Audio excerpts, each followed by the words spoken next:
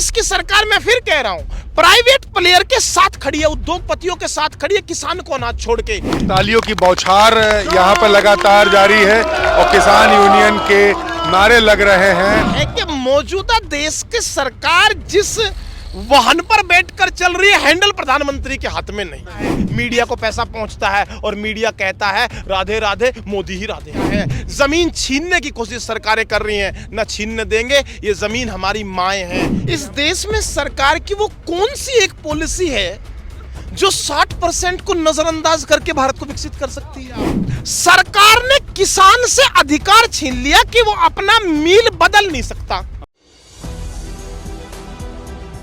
4 PM news network में आप सभी का स्वागत है। मैं हूं क्षितिज कांत। लगातार आप महाकुंभ की महाकवरेज देख रहे हैं। 2025 का ये कुंभ 144 साल बाद आया है और इसमें जो अलग अलग कैंप्स लगे हुए हैं काफ़ी चर्चा का विषय हैं। जैसे कि आपने देखा था मुलायम सिंह यादव जी का एक टेंट लगा हुआ है। साथ ही साथ यहाँ पे आप देख रहे हैं कि पीछे देखेंगे राकेश टिकैत जी खड़े हुए हैं। ये भी भारतीय किसान यूनियन का ये कैंप लगा हुआ है और यहाँ पर एक ऐसे शख्स आए हुए हैं जो कि काफ़ी चर्चा का विषय है।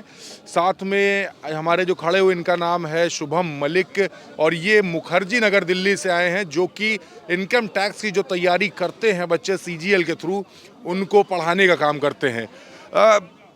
ये पूरा कॉन्सेप्ट क्या रहा, किसान आंदोलन से कैसे जुड़ गए? नहीं, आप मुझे बताइए, भारत जैसा देश जिसमें सर 60% से अधिक आबादी किसान है, हाँ। इस देश में सरकार की वो कौन सी एक पॉलिसी है जो 60% को नजरअंदाज करके भारत को विकसित कर सकती है? इसका मतलब हर पॉलिसी को गुजरना तो 60% आबादी से होगा, तो हर पॉलिसी को इस देश की किसानी से जुड़ना होगा, इस देश की खेती से जुड़ना होगा, तभी इस देश को विकासशील बनाया जा सकता है। इसलिए किसानी तो प्रथम है, टीचर के लिए भी, हर अफसर के लिए भी, क्योंकि 60% आबादी मेरे देश की किसान है। लेकिन बात की जाए आंदोलन जुड़ने के लिए, एक इंटेलेक्चुअल क्लास है, आपसे तमाम लोग पढ़ करके सरकारी नौकरियों में गए होंगे, और राकेश टिकैत जी की अगर बात की जाए तो सिर्फ किसान इनके साथ में जुड़े रहते हैं, इस तरीके के देखा गया। आपके जुड़ने का मुख्य कारण क्या? देखिए, आप इस बात को समझिए कि इस देश को बड़ा नुकसान इस विचारधारा ने कर दिया कि पढ़ा लिखा व्यक्ति आंदोलन नहीं करेगा। तो गांधी तो साउथ अफ्रीका से आए थे, वहां पे एक बड़ी जीत, इंडियन जितने भी लोग वहां थे उन्हें जीत दिलाने के बाद भारत में उन्होंने आंदोलन का रास्ता अख्तियार किया। कोट पैंट पहनने वाले गांधी ने चादर थाम ली और कह दिया कि मेरे देश की गरीबी इस चद्दर में दिखती है, इसलिए मैं इस चद्दर में रहूंगा। पढ़े लिखे व्यक्ति को पूना पैक्ट, अंबेडकर जैसे व्यक्ति आंदोलनकारी रहे हैं। आंदोलन का रास्ता पढ़े लिखे लोगों का रास्ता है। ये आर्टिकल नंबर 19 भारत के संविधान अपनी मांग रखने का अधिकार देता है। देश के संविधान ने पढ़े लिखे व्यक्ति को अधिकार दिया, तो हर पढ़ा लिखा व्यक्ति को आंदोलनकारी होना चाहिए। कहाँ दिक्कत है? दिल में कब आया ये? दिल में अचानक से कैसे आ गया? क्योंकि शुरुआत में जब आंदोलन चल रहा था, शुरुआती दौर था, लोग जुड़ते जा रहे थे। एक बार ऐसा भी मौका हुआ कि किसान यूनियन लगा कि कमज़ोर पड़ रही राकेश टिकैत जी के आंसू तक आ गए थे। उसके बाद जो आंदोलन स्टार्ट हुआ, लोग जुड़ना चालू हुए, हज़ारों की संख्या में, लाखों की संख्या में लोग घर से, मोहल्लों से निकलने लगे, गाँव से निकलने लगे। और उसके बाद आपके दिल में ऐसा कब आ गया? देखिए, आप बात को समझिए, भारतीयता की मिट्टी में आंदोलन है। ये गांधी का देश है। प्रधानमंत्री ने अलग बात है कह दिया कि गांधी को आज से गांधी फिल्म से पहले कोई नहीं जानता था, हाँ। लेकिन गांधी का ये देश है। यहाँ की मिट्टी में आंदोलन है, दिल में नहीं। मिट्टी में पैदा हुए थे तो आंदोलन की भूमिका के साथ पैदा हुए थे, ये बात आप समझ लीजिए। दूसरी बड़ी बात, इस देश में किसान कभी कमजोर था ही नहीं। 26 जनवरी 4 लाख किसान जब इस देश में 4 लाख ट्रैक्टरों के साथ निकले, तो हो सकता है कि वो वापसी घर कर गए हों, लेकिन वो कमजोर हो गए थे, ये किसने कहा? सरकार ने गिरफ्तारी करनी चाहिए। क्या गिरफ्तारी हुई? क्या आंसू चौधरी साहब के भावुकता के आंसू थे। जब इस देश में एक पागलपन के बयान देने वाला विधायक, अभी भी 4 दिन पहले पता नहीं किस तरीके के बयान वहां के विधायक से आ रहे हैं, इस देश के किसान को पीटने की कोशिश करेगा तो भावुकता तो आएगी। कमजोर ना किसान था, ना है, ना होगा। ये मेरी माँ अगर आपका कैमरामैन दिखा पाए, ये मेरे बुजुर्ग अगर आपका कैमरामैन दिखा पाए, 85 साल की उम्र में यहाँ खड़े हुए हैं, क्या ये कमजोर होने देंगे क्या इस देश के किसान को? इस देश की नींव को कमजोर होने देंगे क्या? संभव ही नहीं। किसान ना कमजोर था, ना है, ना होगा। शंभू बॉर्डर की बात कर ली जाए मौके की, अभी मौजूदा स्थिति की, तो वहाँ पे भी आपके ही एक साथी दल्लेवाल जी बैठे हुए 50 दिन से ज़्यादा अनशन कर चुके हैं। स्थिति काफी नाजुक है, लेकिन सरकार टस से मस अभी तक नहीं हुई है। देखिए, आप एक बात समझ लीजिए कि ऐसा लगता है कि मौजूदा देश की सरकार जिस वाहन पर बैठकर चल रही है, हैंडल प्रधानमंत्री के हाथ में नहीं। ऐसे इस तरह की चीजें लग रही हैं। अमेरिका का चुनाव भी इसी तरफ इशारा कर रहा है। आप मुझे बताइए, अमेरिका में डोनाल्ड ट्रंप चुनाव जरूर जीत गए, लेकिन ऐसा लगा कि इलॉन मस्क सरकार चलाएंगे। दुनिया के हर देश में इस तरह की भावनाएं सामने आ रही हैं। इस देश में आप मुझे बता दीजिए, लाल बहादुर शास्त्री, नेहरू, इंदिरा गांधी होते तले आप अटल बिहारी वाजपेयी तक चले आइए। क्या इस देश में किसी आंदोलनकारी से बात करना प्रधानमंत्री के अपमान का विषय होता है क्या? सरकार साख का विषय क्यों बना रही है? आप एक बात जान लीजिए, शहादत से ना किसान पीछे हटा है। 750 किसानों की शहादत दी है। जी हां, अगर आपका कैमरामैन रिकॉर्ड कर सके, 750 की बात कर रहा हूं। हमने 750 शहादत देने के बाद इस देश में किसान बिल वापस कराए हैं। एमएसपी हमारा मुद्दा था, है और एमएसपी लेकर रहेंगे, क्योंकि बिना एमएसपी के इस देश में किसान का उद्धार संभव नहीं है। ये क्लियर इस देश का किसान समझ चुका है। इसी अलग के साथ गंगा में हम स्नान लगाएंगे। गंगा के बेटे प्रधानमंत्री नहीं है, गंगा के बेटे हम हैं। क्यों? क्योंकि हम सुबह उठते हैं, खेत जाते हैं, गंगा में डुबकी लगाएंगे, एमएसपी लेकर लेंगे। इसके लिए आंदोलन चलेगा। एक सवाल आपने अमेरिका में कह दिया, डोनाल्ड ट्रंप तो वहां पे गद्दी पे बैठ गए, लेकिन एलन मस्क सरकार चलाएंगे, इस तरीके की बात आपने की। अपने अगर देश की बात कीजिए तो डोनाल्ड ट्रंप और एलन मस्क कौन है? नहीं, तो जग जाहिर है। जाहिर कर भी दीजिए। नहीं, मुझे जाहिर करने की जरूरत नहीं। आप इंटरनेट पे सर्च करिए, प्रधानमंत्री जिस हेलीकॉप्टर से ट्रैवल कर रहे हैं उसके बाहर क्या लिखा हुआ है। ये मुझे बताने की जरूरत है क्या? इस देश का प्रधानमंत्री अगर एक ऐसे विमान में ट्रैवल करेगा जिस पे अडानी लिखा हुआ होगा, इस देश का प्रधानमंत्री अगर जियो के प्रचार के लिए अपनी फोटो चस्पा कर देगा, मुझे बताइए, देश का प्रधानमंत्री प्राइवेट आदमी है क्या? तो प्राइवेट कंपनी का प्रचार किया कैसे? क्या ये लोग समझने नहीं लगे हैं कि बीएसएनएल जैसी कंपनी, सरकारी कंपनी को तबाह करके जियो जैसी प्राइवेट कंपनी उभारी जा रही है, इनकी जेब से पैसा निकाला जा रहा है। ये चीजें अब इस देश का किसान समझने लगा कि बीएसएनएल सरकारी कंपनी थी, सस्ते रेट में कॉल करवा रही थी, पहले फ्री में जियो को लाए, अब इनकी जेब से जियो के जरिए पैसा निकाला जा रहा है। इसको समझ में आता है, ये किसान समझदार हो चुका है। एक सवाल और है, आप कोचिंग पढ़ाते हैं, वहाँ पे बच्चों को तैयारी करवाते हैं इनकम टैक्स की और कॉमर्शियल टैक्स ऑफिसर्स की जो एग्जामिनेशन होते हैं, तो तमाम इंटेलेक्चुअल क्लास भी निकलते होंगे, काफ़ी किसान घर से होंगे। क्या समस्याएं फेस करनी पड़ती है उन बच्चों को, उनके परिवारों को? आपसे तो साझा करते हो। देखिए, दो बातें आप समझ लीजिए। इस देश में जब इंडियन एक्सप्रेस ये खबर छापता है कि 57% people have increased gold loan, इस देश में अगर व्यक्ति सोने पे कर्ज उठा रहा है, इसका मतलब उसके पास पैसा बचा नहीं है, उसकी सेविंग घट रही है। ये मेरी खबर नहीं, इंडियन एक्सप्रेस खबर रिकॉर्ड कर रहा है। ये ग्राउंड स्तर पर लेमैन की भाषा में समझाते कैसे? मैं आपको बात बता रहा हूं। मेरे जैसे पढ़े लिखे व्यक्ति को सामने आना इसलिए जरूरी हो गया, इस देश की मीडिया ने अपनी भूमिका छोड़ दी। क्यों छोड़ दी, मैं आपको बताता हूं। मीडिया को अपनी कंपनी को चलाने के लिए एडवर्टाइजमेंट चाहिए, कहीं से रेवेन्यू जो डेवलप करेगा। सरकार आई 2014 में, फोन लगाया मीडिया के ऑफिसर को, आपको पैसा चाहिए? बोला हाँ। किससे लेते हो? प्राइवेट कंपनी छोड़ो, सरकार देगी आपको पैसा, हमारी एडवर्टाइजमेंट चला लेना। शर्त क्या है? हमारे खिलाफ मत बोलना।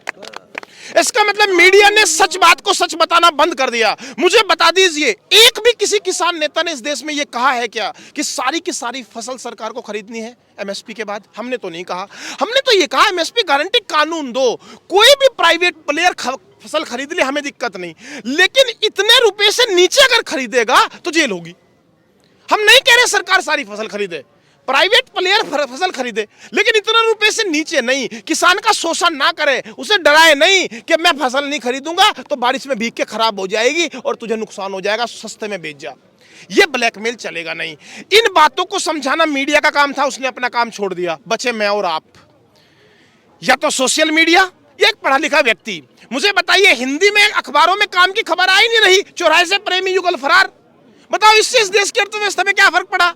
अंग्रेजी के अखबार कुछ काम की खबर आज भी छाप रहे हैं, उसे समझे कौन? मेरे जैसा बच्चा जो इन माओं ने पढ़ाया है, इन बुजुर्गों ने पढ़ाया है। क्यों पढ़ाया था? कि मेरा बेटा कल पढ़ के अंग्रेजी की खबर मुझे हिंदी में समझाएगा। ये मेरे जैसे हर पढ़े लिखे युवा का काम है। सामने आइए, अपने बुजुर्गों को समझाइए देश की हालात क्या है। जमीन छीनने की कोशिश सरकारें कर रही हैं, न छीनने देंगे। ये जमीन हमारी माएँ हैं, इन्हें हम बचाने का काम करेंगे। हर पढ़ा लिखा व्यक्ति सामने आएगा, अपने बुजुर्ग को समझाएगा, हकीकत बताएगा। एमएसपी की लड़ाई जारी थी, जारी है और जारी रहेगी। आपने कहा कि माओ को समझाएंगे, आगे बढ़ेंगे, आंदोलन भी करेंगे, इस तरीके की बातें कह दी, लेकिन जब नोएडा विकास प्राधिकरण के जो नीतियां हैं उसके खिलाफ जब राकेश टिकैत जी निकलते हैं, आप ही के बड़े नेता, तो उनको पुलिस पकड़ ले जाती है। देखिए सर, पुलिस का तो अपना काम है। पुलिस कौन है? मेरा वो भाई है जो सरकार में काम कर रहा है, सरकारी नौकरी कर रहा है।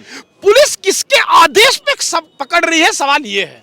पुलिस का परिवर्तन नहीं करना है, परिवर्तन उस आदेशकर्ता का करना है जिसने पुलिस को पकड़ने का आदेश दिया। आप मुझे बताइए, इस देश में नोएडा में अगर सारी जमीन सस्ते भाव जाएगी तो आने वाली पीढ़ियां हमारी करेंगी क्या? रोजगार इस देश में आज वैकेंसी के हालात क्या हैं? 5 साल में यूपी की पुलिस की पहली बार भर्ती हुई, उसका भी पेपर आप आउट होने से नहीं बचा पाए। अगर इस देश में सरकारी नौकरी बची नहीं है, जमीन सरकार हाईवे के नाम पे बहाना बना के छीन ले रही है, कह रही है जी रेस्टोरेंट बना देंगे, हाईवे निकाल देंगे। आने वाली पीढ़ियां हमारी रोजगार कैसे पाएंगी? 100 में से 60 लोग खेती से रोजगार पाते हैं, जमीन ही नहीं बचेगी तो 60 लोगों को किस सेक्टर में रोजगार सरकार देगी? सरकार के पास कोई जवाब नहीं है। इसीलिए पुलिस से हमारा नाता पुराना रहा है। हम आंदोलन करते हैं, पुलिस को खाना पहले खिलाते हैं। हम कहते हैं हमें जेल में ले जाना है, आप ले जाओ, क्योंकि आपका सम्मान है। हम व्यवस्था में विश्वास रखने वाले लोग हैं। ये भारत है, बांग्लादेश नहीं है। हम आंदोलन रखते हैं तो पहले संविधान को ऊपर रख के उसकी कसम खा के आंदोलन करते हैं। पुलिस हमें गिरफ्तार कर ले, मेरे नेता को गिरफ्तार कर ले, क्योंकि मेरा नेता का विश्वास भी व्यवस्था में है। राकेश जी को गिरफ्तार किया तो राकेश जी ने व्यवस्था में विश्वास रखते हुए थाने में धरना दिया और शाम तक वहीं डटे रहे कि हम अपने लोगों को छुड़ा कर लेके आ जाएंगे। शाम तक एक किसान जेल से बाहर करा के राकेश जी थाने से उठे। इसलिए इसी तरीके से हमारा काम करने का तरीका है। संविधान में हमारी आस्था है। एक और सवाल होता है, आप इंटेलेक्चुअल क्लास है, समझेंगे भी, और यहाँ पे जो तमाम लोग सुन रहे हैं, पूरे देश में जो सुन रहे हैं उनको समझाएंगे भी। जो आलू होता है हम लोग 40 रुपया किलो तो ले लेते हैं, लेकिन वही अगर चिप्स जाके अंकल चिप्स खरीदते हैं तो वो किस तरीके से एक एक आलू से तमाम चिप्स के पैकेट, उसी 1 किलो आलू में करीबन 1000 रुपया कंपनी कमा रही होती है। वो जो टमाटर होता है वो 20 रुपए किलो बेच दिया जाता है, 100 से अगर बेचा जाता है तो वो हजारों रुपया उससे कमा लिया जाता है। किसानों को कुछ नहीं मिल रहा। सर, आपने आज इस गंगा की धरती से बड़ा प्यारा सवाल पूछ लिया। बस इस सवाल को आप आलू से गन्ने पे शिफ्ट कर दो, मैं और बेहतर समझा दूं आपको। बिल्कुल समझा रही। मेरी बात आप समझिए। इस किसी भी जिले के अंदर सरकारी मिले हैं, बिल्कुल, कुछ प्राइवेट मिले भी हैं। बिल्कुल। सरकार का कानून समझिए आप। सरकार ने किसान से अधिकार छीन लिया कि वो अपना मील बदल नहीं सकता। सरकार से पूछा गया भाई क्यों नहीं बदल सकता? भाई मेरा मील पे गन्ना जाता है, मील में जो भुगतान नहीं कर रही 3 साल से, तो मेरा क्या काम बनता है? मैं दूसरी मील को बेच सकूं?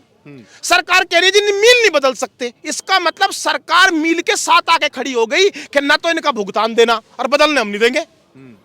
पैसा तुम नहीं दोगे और मील बदलोगे, डंडा हम मारेंगे।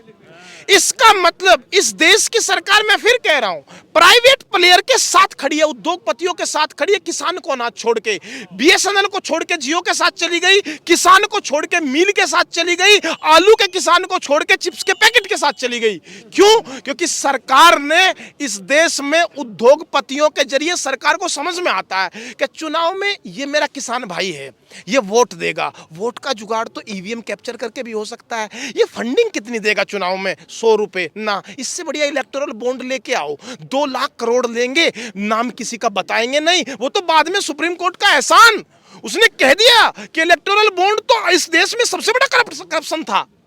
तो इसका मतलब चुनाव के लिए क्या चाहिए? पैसा। पैसे से क्या होता है? बड़ी रैली। रैली से क्या होता है? मीडिया को पैसा पहुंचता है और मीडिया कहता है राधे राधे, मोदी ही राधे हैं। इसलिए मैं आपको कह रहा हूं कि इस देश में चीजों को समझना पड़ेगा, चीजें कैसे बदल रही हैं, इस बात को हमें जानना होगा, पहचानना होगा। आपने कहा पुलिस की वर्दी में हमारा अपना भाई है, आदेशकर्ता को बदलना है। लेकिन हरियाणा का जब चुनाव हो रहा होता है, कुरुक्षेत्र में जब रैली होती है, प्रधानमंत्री नरेंद्र मोदी पहुंचते हैं, तो वहां कहा जाता है कि शंभू बॉर्डर भी पास में था, वहां क्यों नहीं गए? इस तरीके की बातें आती है। लेकिन हरियाणा का चुनाव अगर बात करी जाए तो जिस तरीके से पलटी मारने की बात हो तो पलटता नहीं है। सर बात को आप समझिए, हम लोग किसान पिछड़ कहाँ गए? हम लोग किसान पिछड़ इसीलिए गए, मान लीजिए यहाँ सामने गुड़िया खेल रही है, छोटी गुड़िया है 6 महीने की, कुछ लोग आ जाते हैं हमारे जो सरकार के लोग हैं, ये कह रहे हैं कि इस गुड़िया को जब तुम गोदी में उठाओ पहले इसकी जात देखो, फिर इसका धर्म देखो, तब इसको खिलाओ। हमारे कुछ लोग इन बातों से बहका दिए जा रहे हैं। हरियाणा में जातिवाद घुसा दिया जा रहा है, यूपी में धर्मवाद घुसा दिया जा रहा है, और किसान जब तक जाति धर्म में बटा रहेगा तब तक शंभू बॉर्डर जैसे हालात बनेंगे। हम इसीलिए इस गंगा के किनारे आए हैं ताकि यहां से जल को हाथ में लें और ये कसम हर किसान को खिलाएं कि आपको आज के बाद जाति और धर्म नहीं देखना है, आपको बहती हुई गंगा देखनी है और आपको एक ही जाति देखनी है और वो किसानी होगी। किसानी के नाम पे झंडा उठाना होगा, हमें इन चीजों से बचना होगा। एक बात आप समझ लीजिए, चुनाव से हमारे बहुत इत्तेफाक नहीं होते, मैं जानता हूं चुनाव से सत्ता चलती है, लेकिन मैं आपको बता रहा हूं सूरज सामने है, हम कभी राजनीतिक मंच पे नहीं चढ़े, टिकैत साहब के पालने में बड़े हुए हैं और अराजनीतिक रूप से इस देश में हम आंदोलन करते हैं। सत्ताएं किसी की रही, छत्तीसगढ़ में हमने कांग्रेस की सरकार के खिलाफ आंदोलन किया। क्यों किया? क्योंकि वहां अडानी पावर प्लांट के जरिए वहां जंगल काटे जा रहे हैं, जंगल काटे गए, भाजपा की सरकार आई, जंगल आज भी काटे जा रहे हैं। इसका मतलब है तो दोनों भाई भाई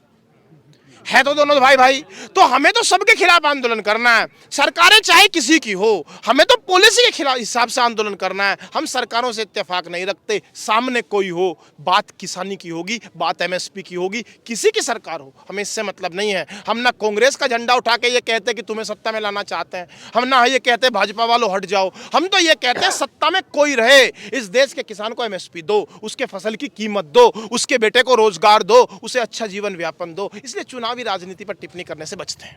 बहुत बहुत धन्यवाद। तो हमारे साथ शुभम मलिक जी थे और पीछे देखेंगे तालियों की बौछार यहाँ पर लगातार जारी है और किसान यूनियन के नारे लग रहे हैं और बड़ी बात यहाँ पर कह दी और काफी कुछ समझा दिया यहाँ पर पूरे देशवासी को और पूरे देश के किसान को।